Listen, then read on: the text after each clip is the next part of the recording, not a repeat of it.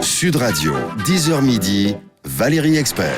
De retour dans le studio de Sud Radio, bienvenue si vous nous rejoignez, vous êtes avec nous sur Sud Radio en direct et vous retrouverez André Berkoff à partir de midi pour débattre et commenter l'actualité. Aujourd'hui, Jean Messia, bonjour, membre du bureau national du FN, conseiller de Marine Le Pen, bonjour. Bonjour. Sophie de Menton, chef d'entreprise, présidente du mouvement Éthique, bonjour. Bonjour chers amis. Fatima El Ouazdi, présidente et cofondatrice de Politique L, et Frédéric Dabi, directeur général adjoint de l'IFOP, qui est dans le bureau d'à côté, mais qui va arriver. Il regarde les sondages. Oui, il doit discuter. Voilà, il est toujours très occupé. Pas mal de sujets aujourd'hui. On va revenir sur la marée humaine. Est-ce que la marée humaine s'est transformée en petit ruisseau ? On en parlera. On parlera évidemment des déclarations aussi du ministre de l'Intérieur qui a été des déclarations qui ont été peut-être mal comprises. En tout cas, il a demandé aux manifestants de faire le service d'ordre eux-mêmes. On parlera de légitime défense puisqu'aujourd'hui s'ouvre le procès du bijoutier de Nice qui a abattu un homme qui venait de le cambrioler. Et puis évidemment des partisans d'Erdogan qui font retirer la une du Point de plusieurs kiosques à Avignon. Et on va commencer avec le fait du jour, Mamoudou Gassama, le héros reçu à l'Élysée. Le président de la République a annoncé qu'il serait naturalisé français. Il a été reçu à l'Élysée ce matin, ce jeune Malien sans papier qui a sauvé un enfant en escaladant un immeuble. C'était samedi. Qu'en pensez-vous ? 0826 300 300. Est-ce que le président de la République a bien fait de le recevoir ? Est-ce qu'il a bien fait de le naturaliser ? Jean Messia, qu'en pensez-vous ? Écoutez, on peut évidemment que se féliciter et se réjouir de ce geste absolument extraordinaire de cet homme qui, ne suivant que la voix de son cœur, sauve un enfant. Je veux dire, c'est quelque chose qui est de l'ordre de l'humain et n'importe quel être humain peut évidemment être admiratif devant cet acte. Maintenant, si vous voulez, quant aux conséquences politiques, pour ma part, il me semble qu'elles sont un petit peu disproportionnées. D'abord, on ne fait pas de la politique sur de l'émotion. Je ne comprends pas pourquoi, si vous voulez, on reçoit à l'Élysée quelqu'un, alors que chaque jour, il y a des héros du quotidien qui, eux, n'ont pas le droit à ce type d'hommage. J'en veux prendre pour exemple les deux cas que sont l'étudiant marin qui a été tabassé pour avoir voulu défendre un couple. Et également, on n'en parle pas, mais Jean-Michel Gaudin, qui est celui qui servait à la buvette de l'Assemblée nationale et qui avait été tabassé par 5 délinquants pour avoir voulu défendre 2 personnes âgées sur le quai du métro Bastille, aucun des deux n'a eu le droit au moindre hommage, ni même à la visite du président de la République. Et enfin, si vous voulez, moi j'ai rien contre que les personnes qui s'illustrent par des actes impressionnants, par des actes qui forcent l'admiration, soient effectivement régularisés, peut-être pas naturalisés, parce que pour moi la naturalisation c'est quand même il faut un parcours quand même d'assimilation à la culture et à l'identité française, mais j'ai rien contre leur régularisation. Mais dans ce cas-là, si on veut être cohérent jusqu'au bout, il va falloir effectivement qu'on expulse Manu Militari tous ceux qui s'illustrent par les cas contraires. C'est ce qu'a dit Marine Le Pen. C'est-à-dire, c'est la logique. C'est la logique. Monsieur Messia travaille un petit peu avec Marine Le Pen. Je vais pas. D'abord, je ne dirais pas quelque chose de contraire, mais là, en l'occurrence, c'est la logique même. Donc, si on récompense des gens qui sont effectivement, non, quand même. si, attendez, pourquoi est-ce qu'on devrait récompenser ceux qui font des gestes comme ça et garder sur notre territoire des fichiers S étrangers, par exemple, qui représentent une menace pour la sécurité nationale, ne pas les expulser, les clandestins, etc.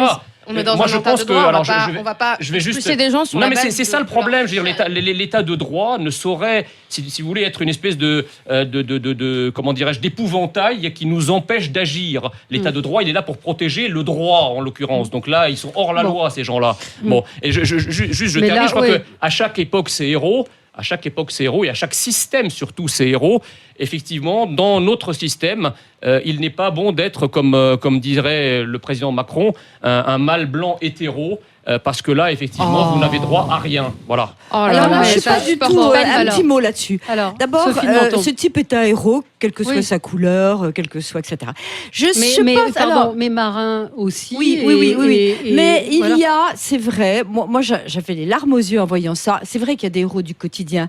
Là, ce jeune qui grimpe à main nue sur un immeuble, c'est vrai que le côté tellement spectaculaire et tellement risqué et qui a été tellement vu à quelque chose de quand même d'exceptionnel et de particulier. Donc je peux comprendre. Moi j'ai trouvé ça sympa que Macron le reçoive. En revanche, c'est pas de la récup politique. franchement, si j'étais présidente de la République, je l'aurais reçu. C'était trop beau. Mais, oui, mais un dirigeant politique, il n'est pas là pour être au cinéma pour regarder Spider-Man, si vous voulez. Donc, je suis d'accord.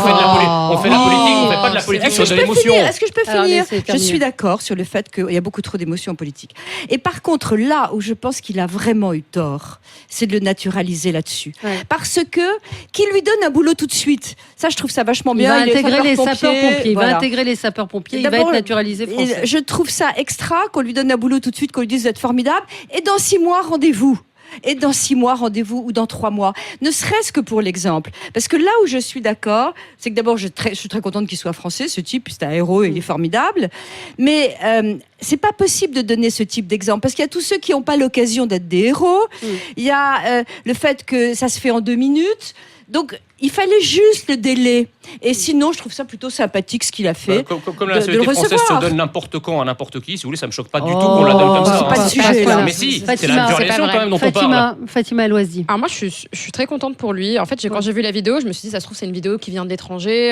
Je savais pas encore que c'était dans le 18e, etc. Après, on a vu que c'était quelque chose de très... Ouais, bah oui. Oh là là, non, faut arrêter 5 minutes. Non, mais aller à Jules Geoffrin, aller à Montmartre, aller à Mugello, oui, il y a beaucoup de tourisme. Là où le prix du mètre carré est 12 000 €, oui, là, il y a moins d'étrangers. C'est pas le sujet. Moi, ce que je veux dire ici, c'est qu'il y a eu quand même un engouement populaire, il y a eu des millions de vues, on a tous été touchés. Franchement, j'ai dû regarder cette vidéo 10 fois à l'affilée parce que c'était tellement... surréaliste, franchement, il a fait preuve d'un acte de courage exceptionnel, vraiment. Il a sauvé un enfant et on n'en parle pas de cet enfant qui était, je suis désolée, mais tout seul, abandonné par sa famille, ses parents qui ont enfreint la loi. Hein. C'est un délit d'abandonner un enfant tout seul. On va pas juger tout de suite quand même. Non mais c'est quand même l'enfant de 3-4 ans se retrouve suspendu dans l'air, donc c'est un peu compliqué. Moi, ce qui me dérange, juste une précision, le père de l'enfant a été placé en garde à vue pour avoir laissé son enfant sans surveillance. Moi, qui n'a pas laissé un enfant sans surveillance, malheureusement par... Non, jamais, jamais, Sophie. Tu laisses... Chez moi... Vous ne laissez pas un enfant de 3 ans tout seul chez lui, jamais. Mais jamais. Non, mais bon, on ne sait pas ce qui s'est passé. Bref, jamais. Moi, ce qui me dérange, c'est aujourd'hui, il y a des gens qui n'arrivent pas à se réjouir. Et moi, c'est cette partie de l'extrême gauche qui est en train de nous dire non, mais on est dans le culte de l'excellence. Il faut absolument que les migrants, que les Noirs, que les Arabes, que ceux qui viennent en France doivent prouver, soient héroïques pour être dans...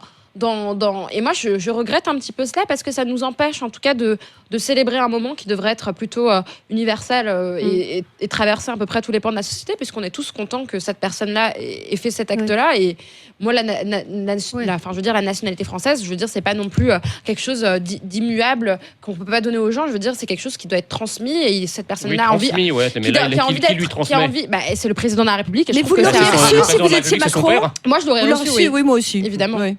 Mais personne n'a répondu à la question que posait Jean Messia. Pourquoi est-ce qu'on ne reçoit pas Marin? Je veux dire, Marin, c'est pas pareil. C'est pas pareil, bien sûr. Voyons. Non, mais c'est sûr, c'est pas les mêmes faits. Je veux dire, là, il y a eu une agression.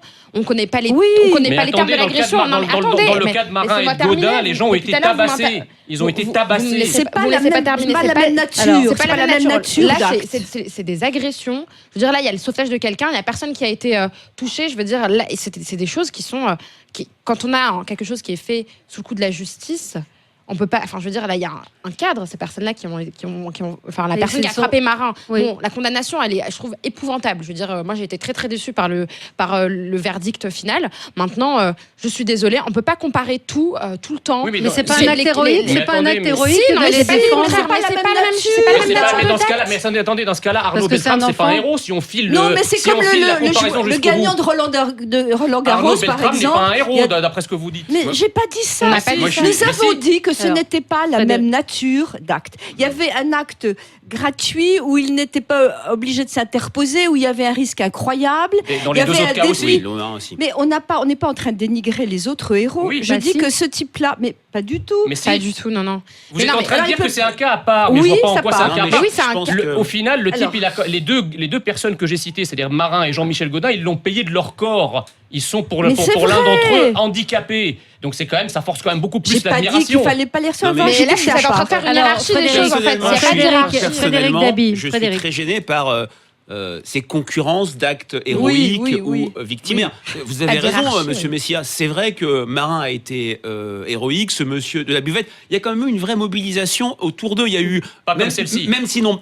ils n'ont pas vu le président. Il y a eu quand même beaucoup de choses, des pages Facebook, des politiques. Oui, le président, c'est un symbole. Je crois, sauf erreur, que Gérard Collomb, en tant qu'ancien maire de Lyon, a rencontré Marin. Maintenant, c'est vrai que je suis gêné par l'hypertrophie de l'exploitation d'un acte. Comme ça a été très bien dit, je vais pas dire absolument héroïque. Il faut donner à cet événement sa juste place. Ça montre, que les Français ont besoin de héros. On se souvient, après le drame de Beltrame, de Charlie Hebdo, de Clarisse à Jean-Philippe, qu'on oublie un peu trop souvent, et de l'hypercachère comme Lassana Bathily, qui lui aussi avait réalisé un acte héroïque. Alors, il n'a pas été reçu par François Hollande, mais par Bernard Cazeneuve, etc. Même chose pour le gendarme Beltrame. Mais les Français ont besoin de héros. Moi, ce qui me frappe, mais lesquels qui connaît bien cette question, comme systématiquement, et c'est presque ontologique, automatique, la sphère politique a besoin d'exploiter des faits divers. J'ai travaillé sur la peine de mort, sur l'affaire Patrick Henry. Alors, ça n'a bien sûr rien à voir, mais comme chaque fait divers crapuleux, qui sont le pendant de ces actes héroïques, sous la présidence Sarkozy, par exemple, l'affaire du petit Ennis, l'affaire de la joggeuse, dont on a oublié le nom, il y a ce besoin-là. Mais je pense que cet acte est un acte héroïque. Il y a beaucoup d'actes héroïques. Il ne faut pas le concurrencer avec d'autres. Il faut plutôt parler des autres. Parlons de Marin. Parlons de ce monsieur qui effectivement était quelqu'un que j'ai rencontré, qui était absolument formidable. Et je ne sais même pas ce qu'il est. Je sais qu'il est arrêté depuis maintenant. Il est toujours sur son lit. Voilà, c'est ça. Et je pense qu'il faut plutôt être parler de ces actes plus que les mettre en concurrence. Oui, mais juste un dernier mot. C'est pas une question de hiérarchie. Je pense que si on décide de mettre en scène un acte plus qu'un autre, c'est qu'on décide de l'instrumentaliser. Or là, par rapport notamment à la politique migratoire qu'on veut nous imposer à tout prix, il y a instrumentalisation de cet acte héroïque pour nous imposer une politique migratoire dont les Français ne veulent pas. Vous avez vu la loi asile-immigration ? Allez, on y revient. 0826 300 300. À vous de réagir, à tout de suite. Sud Radio, 10h midi, Valérie Expert. Le débat est animé ce matin sur Sud Radio et Sud Radio, parlons vrai. Nous attendons vos réactions sur cette affaire. Oui, le jeune Malien sans papier qui a sauvé un enfant en escaladant un mur samedi dernier à Paris a été reçu par le président Macron. Le président Macron lui a donné la nationalité française et un boulot. Il va intégrer les sapeurs-pompiers. Dites-nous ce que vous en pensez. 0826 300 300. On est en ligne avec Yannick. Bonjour Yannick. Oui, bonjour. Qu'en pensez-vous ? Est-ce que le président de la République a eu raison de le recevoir ? Est-ce que c'est de la récupération politique ? Qu'en pensez-vous ? Alors moi, personnellement, comme beaucoup de Français, je pense que c'est de la récupération politique. Je pense, en fait, oui, que l'acte qu'il a fait, il était normal de le récompenser. Il était normal, je pense, de le régulariser, de l'aider à s'intégrer, tout ça. Lui donner la nationalité française d'un seul coup, alors qu'il est là depuis quelques semaines, je pense qu'a priori, c'est peut-être un peu beaucoup d'un coup. Je pense qu'il faut lui faciliter l'accès à la nationalité, mais peut-être pas lui donner comme ça d'entrée, parce qu'on ne connaît pas rien de sa vie, de ce qui s'est passé avant. Et puis, oui, je pense qu'il y a une bonne partie de récupération, parce que je suis d'accord avec certaines personnes où quand quelqu'un fait quelque chose de bien, il faut le récompenser, c'est logique. Mais par contre, quand quelqu'un fait quelque chose de mal, je pense qu'il faut le punir. Et en France, on ne pense que le côté récompense, et on oublie un peu tout le reste. Mais par contre, oui, je suis d'accord. Ce qu'il a fait, il méritait une récompense, il méritait d'être régularisé, ça certainement, d'avoir un boulot, certainement aussi, parce que dans les pompiers, je pense qu'il devrait s'éclater. Maintenant, la naturalisation, je pense que c'était peut-être une étape un peu trop récupération politique et un peu trop on oublie ce que je fais par derrière et on regarde le côté j'aime le peuple moi aussi. Merci beaucoup Yannick d'être intervenu. Frédéric Dabi, récupération politique, le président de la République, évidemment on en parlait pendant la pub en disant c'est un événement qui nous réjouit de voir qu'il y a des hommes qui ont du courage, qui sont prêts à donner leur vie pour sauver un enfant. En même temps, le président de la République n'est pas naïf et il ne fait pas ça comme ça. Comme je l'ai dit tout à l'heure, je ne parlerai pas de récupération, je parlerai d'exploitation dans la sphère politique. On a eu des tweets de Yann Brossat de la ville de Paris qui a dit que ça doit nous faire changer le regard sur les migrants et les sans-papiers dans un contexte où, rappelons-le, la population parisienne par rapport à l'ensemble des Français est nettement plus favorable et ouverte à l'accueil de migrants. Mais il y a une vraie différence Paris et le reste de la France. Emmanuel Macron le reçoit. Je parlais tout à l'heure de l'Assana Batili qui avait été reçu par Bernard Cazeneuve et qui avait été lors d'une vraie cérémonie officielle et en public. Y avait-il eu plus de récupération à cette époque que maintenant? Je suis incapable de le dire. C'est aussi une forme de vide peut-être dans le rapport entre représentants et représentés. Les Français, on a publié hier une enquête avec le JDD qui montrait un recul assez fort de la popularité du président, avec des critiques très structurées en termes de distance, en termes d'absence de sensibilité aux préoccupations des Français. C'est pas avec ce type d'événement que les choses vont changer, mais je pense qu'il est dans son rôle de le recevoir. J'ai pas d'exemple en tête, mais on a vu toute une série d'événements analogues. Mais on a aussi, depuis qu'on est rentré dans cette logique du quinquennat, d'hyper-présidence, aussi de Big Bang électoral qu'on a connu l'année dernière. Il y a je vais vous faire de la peine, Jean, mais il y a quasiment qu'un acteur visible depuis un an dans le champ politique, c'est Emmanuel Macron. Disons que c'est le seul acteur que vous voyez. On les voit tous. C'est différent. C'est celui qui imprime le plus.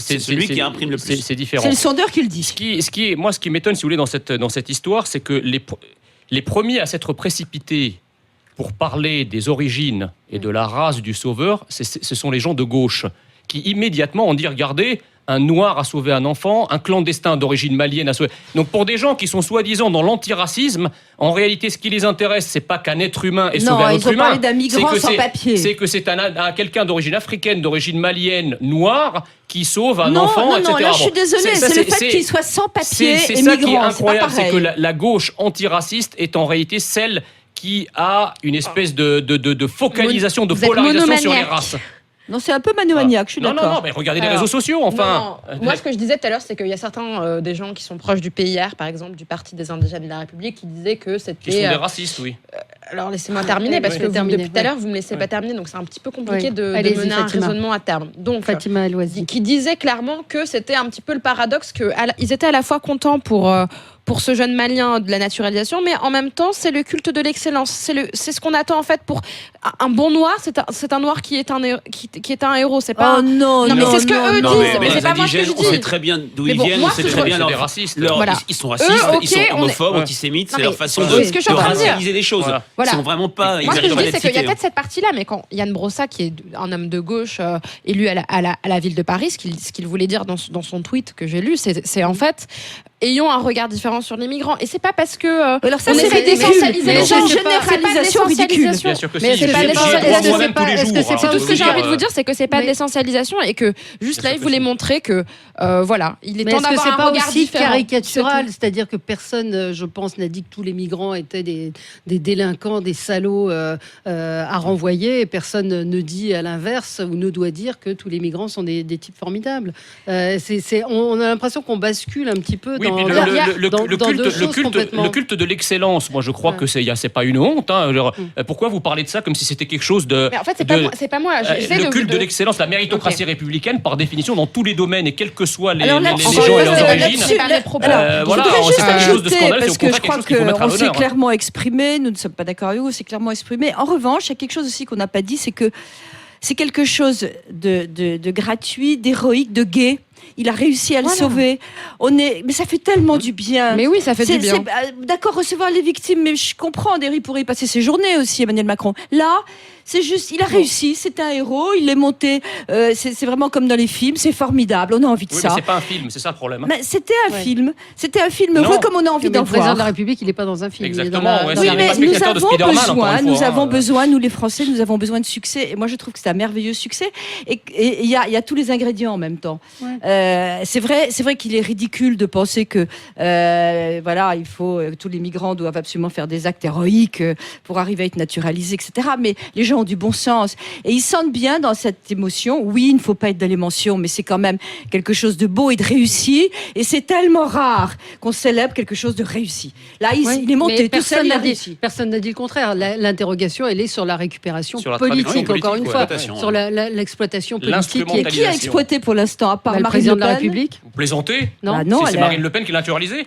Non mais c'est vous êtes tellement dans la caricature. Mais attendez, restons raisonnables. C'est quand même Macron qui le reçoit à l'Élysée en tant que président de la République française. C'est lui qui le naturalise et qui lui donne toute cette surface médiatique. Je pense que parler aussi fort et couper la parole ne vous donne pas raison pour autant. La conviction peut s'exprimer calmement. Non, je pense que je ne sais même plus ce qu'on dit parce que vous criez tellement fort que je ne sais plus. Donc, allez, il y a un petit tweet assez drôle de quelqu'un qui dit il va être appelé par Didier Deschamps pour faire partie de l'équipe de foot. Tout va très vite. Ça rejoint une phrase récente d'Emmanuel Macron qui a dit sur le mode de la plaisanterie qu'il y avait 2 fonctions, 2 métiers très difficiles à mener en France, président et sélectionneur. Au-delà de la blague, il a été aussi ramené qu'il y avait des héros du quotidien, toute une série de métiers extrêmement difficile et que ça traduisait son manque d'empathie et de lien. Non, mais c'est une manière de dire qu'on est dans une société d'ultra communication avec ces maudits réseaux sociaux qui, comme disait Ésope pour la langue, est la meilleure et la pire des choses, où tout est exploitation, tout est récupération.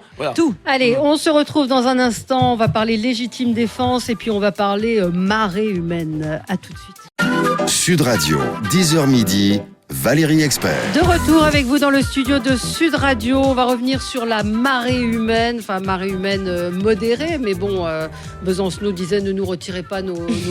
C'était quoi sa phrase exacte? Ne nous retirez pas nos espoirs, ou je sais pas quoi. Donc, qu'avez-vous pensé? Moi, j'avais un petit coup de gueule quand même sur cette affaire, sur cette manif, parce qu'on en a parlé avant, on en a parlé pendant. J'ai vu toute la journée les chaînes d'infos être mobilisées pour suivre 30 000, 40 000 personnes. Et on en parle encore après. D'ailleurs, nous, on en parle, mais où on interroge Besancenot, on interroge tous les responsables politiques de la France insoumise. Ce matin encore, j'entendais Alexis Corbière. C'est beaucoup, non, pour un parti qui... C'est beaucoup pour un flop. C'est beaucoup pour un flop. 30 000 personnes, si je le compare à d'autres mouvements sociaux, peut-être plus, même on va dire 50 000, mais quand on compare à un mouvement social d'ampleur qui a pourtant échoué en France, c'est-à-dire la mobilisation contre la réforme des retraites. En 2010, la réforme Fillon-Wörth, il y a eu... parfois sur des journées, 1 million de personnes dans toutes les villes de France. Et le mariage pour tous. Et le mariage pour tous, etc. Et le manif pour tous, pardon. Mais ne comparons pas. Mais je trouve que c'est un vrai échec, d'autant plus qu'il y avait la CGT et la France Insoumise qui étaient ensemble. Il y avait d'autres associations de gauche. Ça en dit long sur le succès chez les Français de la volonté de Jean-Luc Mélenchon d'opposer à la légitimité politique d'Emmanuel Macron. Il a encore dit ce samedi dans Libération, il n'a pas vraiment gagné, il a gagné par effraction. Enfin, il l'a pas dit comme ça, mais c'est comme ça que ça se ressentait, une légitimité de la rue. Et le problème, c'est que pour pouvoir mobiliser les gens, il faut une finalité, il faut des buts. Et très très clairement, la France Insoumise reste enquistée dans un rôle de protestation, dans un rôle tribunicien, mais en aucun cas, les Français la voient comme une alternative. 0826 300 300, appelez-nous pour nous dire est-ce que vous avez suivi cette marée humaine, est-ce que vous êtes sensible en fait aux appels de Jean-Luc Mélenchon, Jean Messia? Lui, il est sensible. On sent tout de suite qu'il est sensible. J'ai retrouvé la phrase de Besancenot, il dit laissez-nous notre délire. Oui, donc, c'est ça. C'est-à-dire qu'en fait, je crois qu'en fait, il y a le système macroniste, si vous voulez, a tout intérêt à faire monter d'une manière ou d'une autre Jean-Luc Mélenchon pour le recentrer, le présenter comme le principal opposant. Je ne comprends pas d'ailleurs la couverture médiatique dont vous venez de parler à l'instant, qui matraque depuis plusieurs jours sur la marée humaine, comme si en multipliant les paroles, on allait transformer la réalité. Bon, là, les faits sont têtus, comme dirait l'autre, et la réalité s'est avérée largement en deçà. Non, la réalité aujourd'hui, c'est que démocratiquement, d'ailleurs tous les sondages, et je parle sous votre contrôle, monsieur Dabi, donnent effectivement le Front National et Marine Le Pen juste derrière Macron.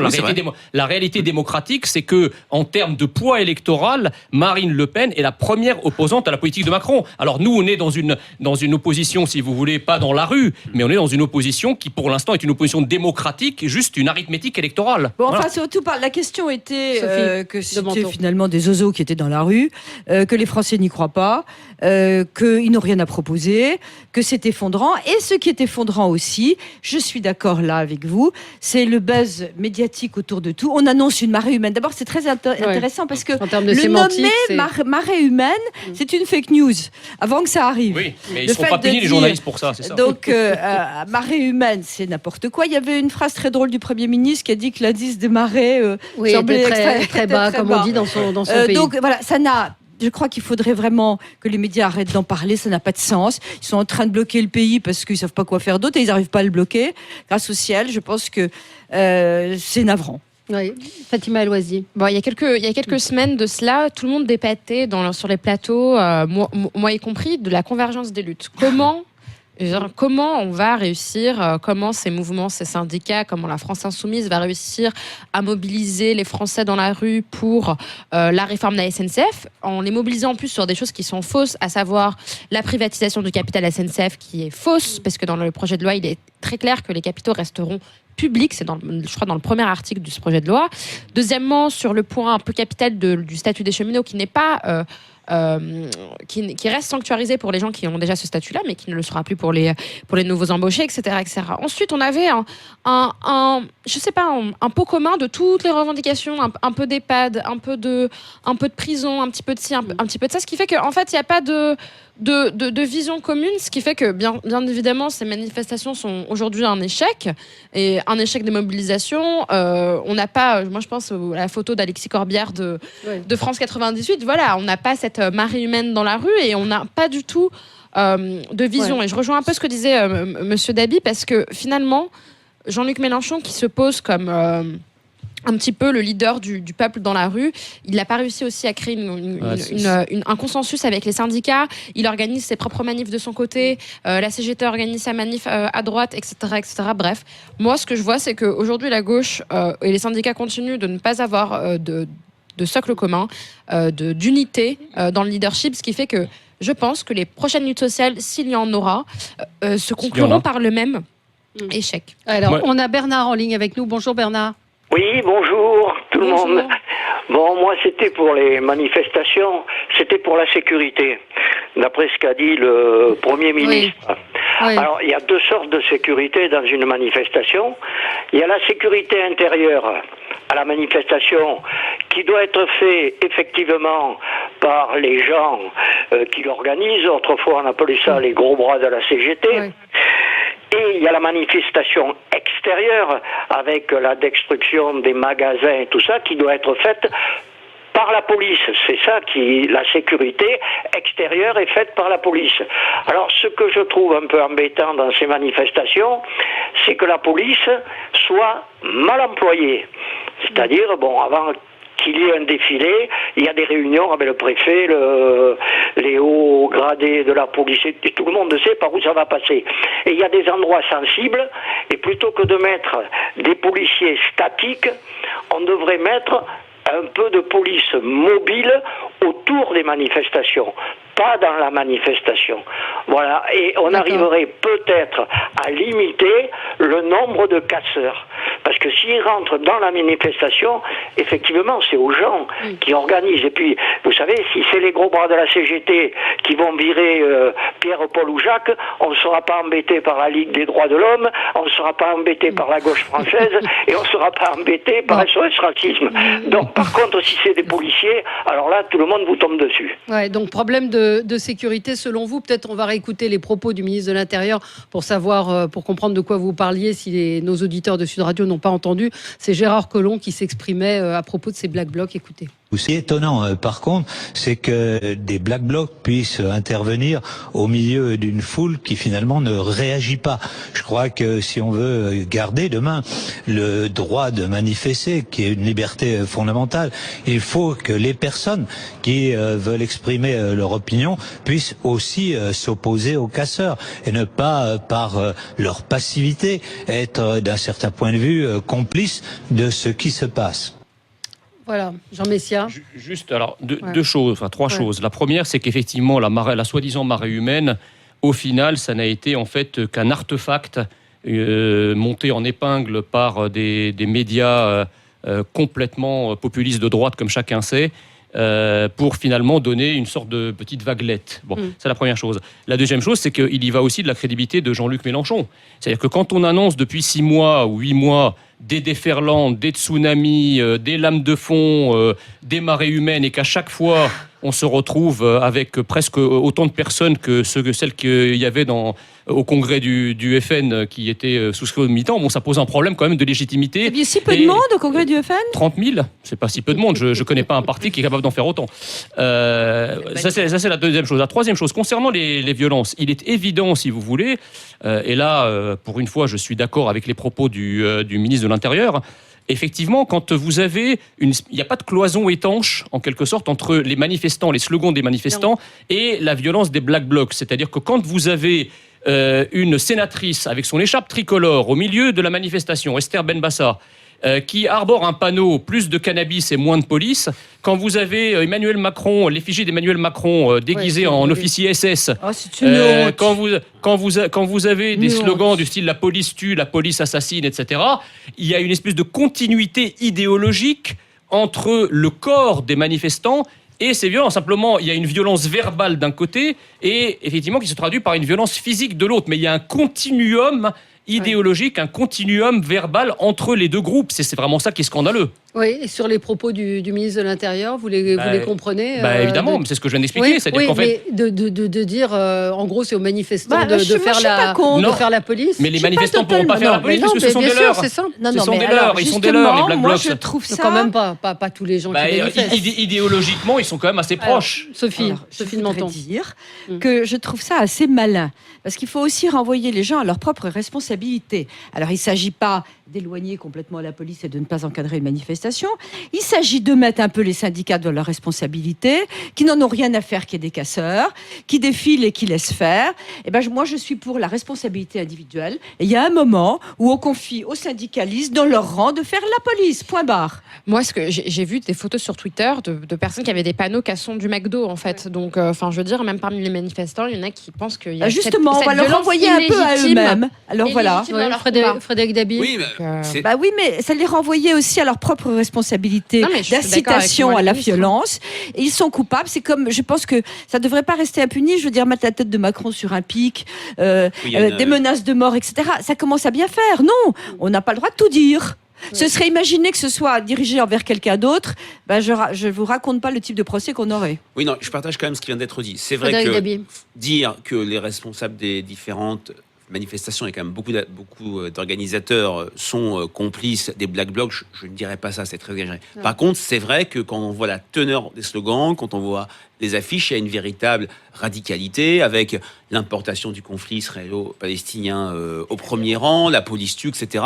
L'effigie de Macron, en général, Waffen-SS, c'est quand même quelque chose d'extrêmement choquant. Et je pense qu'il ne... Avec le drapeau israélien sur la manche. Alors, ça a été, il paraît, dénoncé. Ce serait pas ça. Mais en tout cas, au-delà de ça, ça enferme cette gauche de la gauche dans la protestation, la radicalisation. Et les Français, ce qu'ils cherchent, c'est une alternance. C'est une sorte de réceptacle du mécontentement. Il y a un réceptacle qui va chez Marine Le Pen, ce qu'a dit Jean Messia est vrai, quand on a fait notre enquête IFA fiduciale pour Sud Radio, la présidentielle, un an après, Marine Le Pen progresse un peu par rapport à son score de premier tour, quand Jean-Luc Mélenchon recule nettement par rapport à son score du 23 avril. Ce n'est qu'un sondage, il y a un côté exercice de style, mais c'est une en fait, réalité. Il y a un réceptacle à gauche qui pourrait être celui du Parti Socialiste, qui pourrait, pour l'instant ce n'est pas le cas, mais qui pourrait être le réceptacle notamment sur le thème de l'injustice. Quand on voit le discours d'une partie des Français sur l'action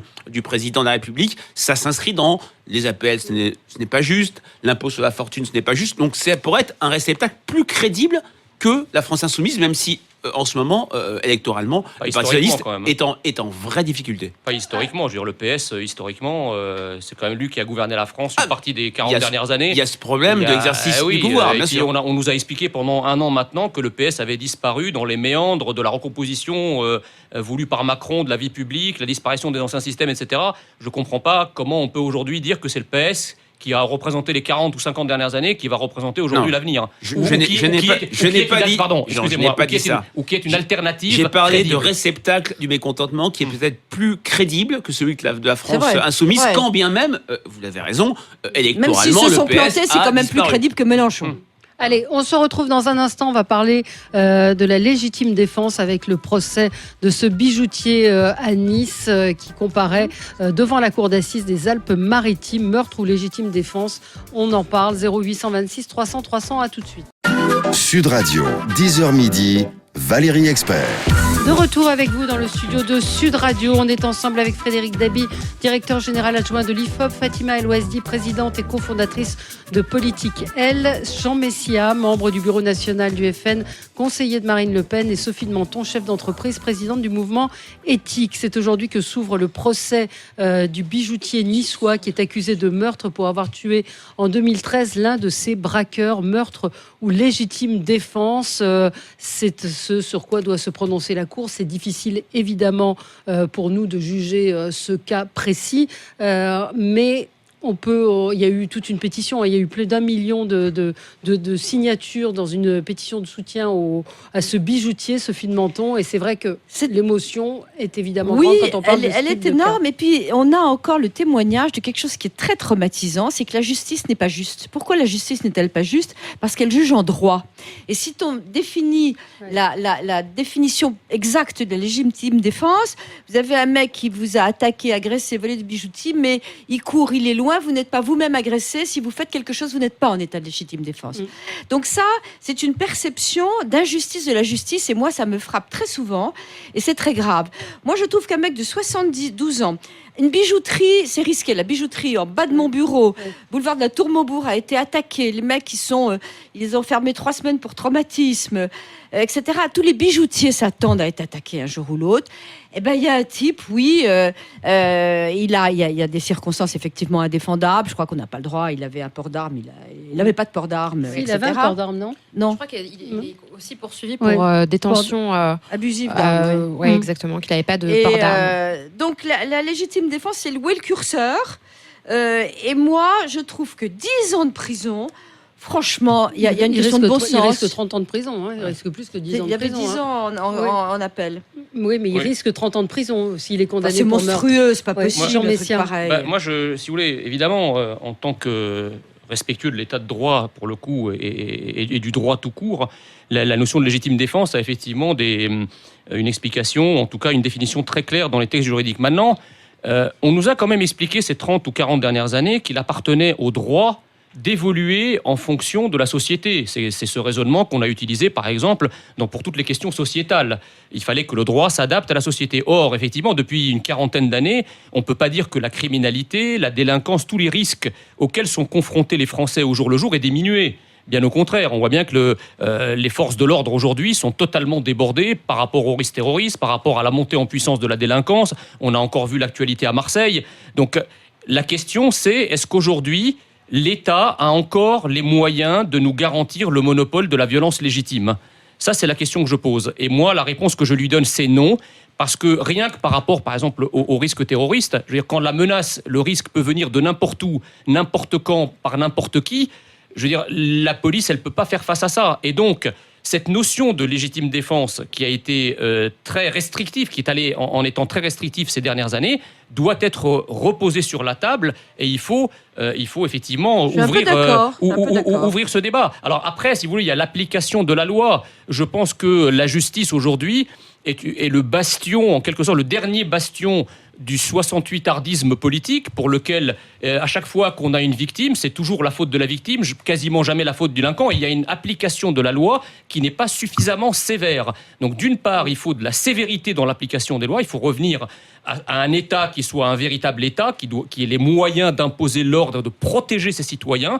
Donc, ça veut dire qu'il faut réarmer l'État moralement, et il faut l'armer également humainement et matériellement. Et ensuite, il faut poser... concrètement, la justice est libre, la justice est indépendante. Oui, justement, mais le problème, si vous voulez, c'est que la justice est politisée, chacun le sait. C'est vrai. Et donc, à partir de là, effectivement, vous avez des choses, des aberrations dans les jugements, où vous allez avoir des gens qui vont être condamnés à des périodes excessives, alors même que... comme effectivement ce que risque ce bijoutier, et d'autres qui, comme celui qui avait abrité les terroristes, là, je ne sais plus comment il s'appelle, Jawed Ben Daoud, qui lui est blanchi en disant, voilà, il n'y a rien. Donc il y a des absurdités. Je crois qu'il faut revenir à une application plus stricte, et il faut donner à nos citoyens les moyens de leur propre légitime défense. Voilà. Non, mais là, c'est un discours, je suis désolée, qui en fait nous est en train de nous dire, je vais peut-être un petit peu vous choquer, mais vous êtes en train de légitimer le port d'armes pour tous, parce que vous êtes en train de dire que l'État peut pas nous protéger, que de facto, attendez, laissez-moi terminer, et que de facto, on doit se protéger nous-mêmes, et donc ce discours-là, ça légitime le port d'armes, et ça légitimerait en fait que chacun se fasse justice soi-même, ce que je pense qui n'est pas convenable dans un état de droit. Non, mais c'est le discours des gens qui sont pour le port d'armes, c'est exactement exactement ce que vous venez de dire. C'est que l'État, il ne peut pas être partout tout le temps, et que de facto, c'est une vérité, ça. Et que du coup, on doit se protéger nous-mêmes, et que justement, si on doit tuer quelqu'un, et ben on le tue. Ben non, moi je suis pas d'accord. Après, je laisse le soin à la justice de faire son travail, et si en effet il a tiré sur. On va laisser la justice faire son travail, c'est ça qui est embêtant, quoi. Mais dans ce cas-là, il faut changer le droit, il faut changer le principe de légitime défense. Mais je suis pas en train de dire qu'il faut que tout le monde se prenne une arme et fasse justice soi-même. Moi, je suis plutôt d'accord avec ce qui vient d'être dit. Déjà, on ne connaît pas le dossier complètement. Il faut laisser la justice travailler. Il ne faut pas oublier. On la laisse travailler pendant des années. Le mec, en attendant, ça fait des années. Il n'y a jamais eu d'enquête d'opinion pour dire tel ou tel est coupable, tel ou tel est innocent. On ne commande pas une décision et une procédure judiciaire. Maintenant, ce qu'a dit 1,5 million de pétitions. Alors, ce qu'a dit Jean Messia est très intéressant. Il a rappelé, peut-être en le voulant, Norbert Elias, qui avait écrit un livre très fort qui s'appelle La dynamique de l'Occident, qui raconte la construction de l'État est née de cette confiscation ou ce monopole de la violence légitime par les pouvoirs publics. Alors, je pense que ce monopole est réel, ce qui, à contrario, on voit la très forte sensibilité des Français à toute forme de violence. C'est vrai aussi que, parallèlement, il y a eu une inquiétude qui monte dans nos enquêtes sur les préoccupations des Français sur la délinquance, dans les métropoles, en milieu rural, dans les zones périurbaines. Maintenant, en venir à dire que la justice est laxiste, il y a une statistique qui est sortie il y a quelques jours. Jamais il y a eu autant de personnes incarcérées en France. On a franchi le cap de 70 000. On était encore à 50 000 il y a une petite dizaine d'années. Vous me contredirez si je me trompe. On ne peut pas parler complètement de justice laxiste. Moins que dans les autres pays. Par rapport au volume, vous êtes statisticien, vous ne pouvez pas donner des volumes comme ça dans l'absolu. Je donne une évolution par rapport à ceux qui doivent être rattrapés, qui doivent être jugés. L'augmentation saute pas aux yeux. Elle est quand même réelle. Oui, elle est quand même là. Oui, voilà. Et puis surtout, attendez, ce bijoutier bénéficie quand même d'un soutien extraordinaire dans l'opinion publique. Il y a une pétition qui a rassemblé plus d'1 million de signataires et une page Facebook qui a plus d'1,6 million de personnes qui le soutiennent. Mais si on prend même genre Jacqueline Sauvage, non mais enfin c'est aussi un exemple assez flagrant de soutien de l'opinion publique à quelqu'un qui dont on ne connaît pas le dossier, dont on ne connaît pas le dossier. Et que la justice a condamné 2 fois, 3 reprises en appel, en assise. Je veux dire, c'est que là, on se base sur des faits sur lesquels, enfin, moi, je n'ai pas étudié le dossier, je n'ai pas la chose, je ne peux pas avoir d'opinion très tranchée, en fait. Et ce bijoutier, quand même, rappelons-le, c'était pas la première fois qu'il se faisait cambrioler. C'est un quand cycle. Même 10 à 20 ans de tôle, faut pas. C'est un cycle. Il a été cambriolé 3 ou 4 fois. Donc, on ne connaît pas le dossier. Nous sommes très très imprudents de tirer. Le fait qu'il ait été cambriolé plusieurs fois, comme vous le dites, sera sûrement un élément du dossier qui pourra jouer pour une circonstance atténuante, comme pour Jacqueline Sauvage, qui n'a pas eu. Qui a été obligée d'être graciée. Mais elle a été jugée comme. Et la personne qui s'est retrouvée avec ces 3 malfrats au milieu de son salon, qui ont violenté sa femme handicapée et qui a fait usage d'un fusil de chasse, on a considéré que ils devaient d'abord poser la question aux gens s'ils étaient vraiment là pour leur nuire.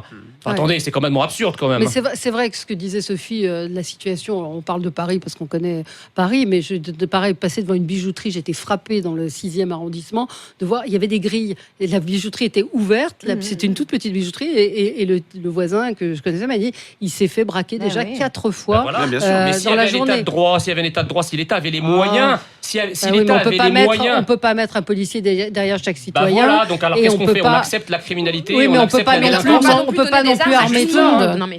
Il faut juste mettre le débat sur la table sans a priori. On peut pas Est-ce que armer tout le monde. Notre statisticien sait si on a plus de délinquance et d'agression que dans les autres pays d'Europe ?